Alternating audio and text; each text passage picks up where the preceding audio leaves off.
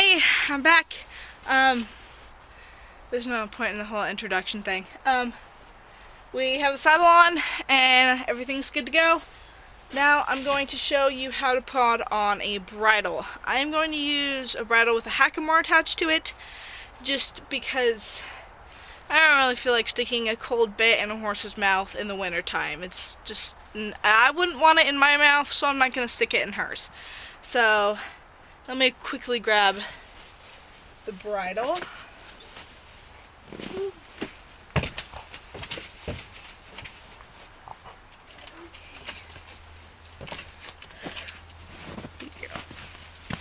Okay, so bridle I'm going to use is, I showed this in earlier videos, my bridle with the Hackamore on it, and my braided red and black reins.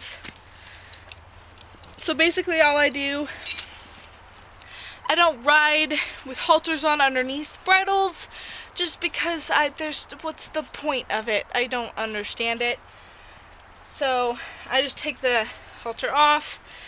I don't normally do this, but if you do need more control over your horse, go ahead and tie it around her neck so that they won't run away from you or anything.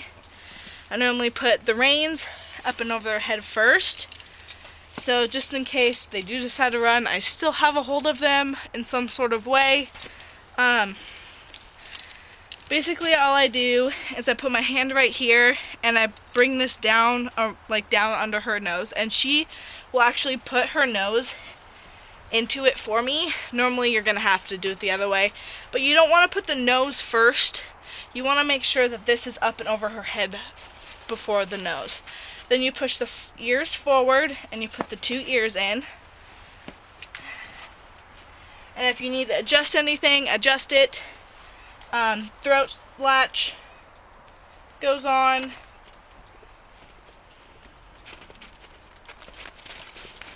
Enough to where you can get two to three fingers underneath the throat latch. So it's not going to choke her, and it's not going to fly off her head when you're either competing, trail riding, or anything like that. So basically that's the only thing you do for putting on a bridle.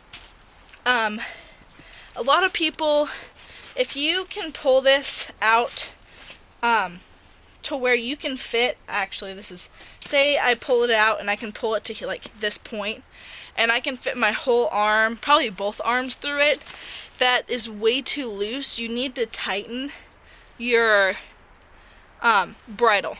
So you should be able to pull it out. And this goes for bits also. If you have a bit in the mouth, you should be able to pull it out and fit at least 2 to 3 fingers, maybe just 2 fingers with a little bit of space in between, and that is how you actually fit it to your horse. With a bit, everyone says you have to have wrinkles in the lip. You don't. All you really need to do is do the same thing. At least have 2 to 3 fingers space in between their cheek and the bridle, and that will fit your horse. Now, if the horse is trying to eat the bridle, I guess you can say, as describing it, or trying to lift it up into their mouth, then go ahead and lift that up one more time.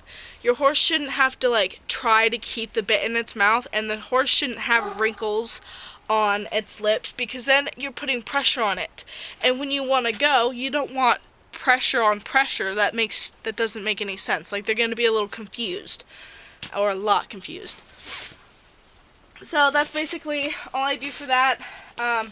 Untie the rope halter, put it away. In my case, I just toss it because it's a mess in there anyway. Who cares? So yeah, that is the extent of that video. So yep, got her saddled, have her bridled, and her reins on, and she's good to go for riding, or trail riding at least. If you're doing competitions, then you have the boots and all that other stuff that you have to do. But your basic saddling and bridling is all right here. So thank you, subscribe, and give a cowgirl her spurs. Bye.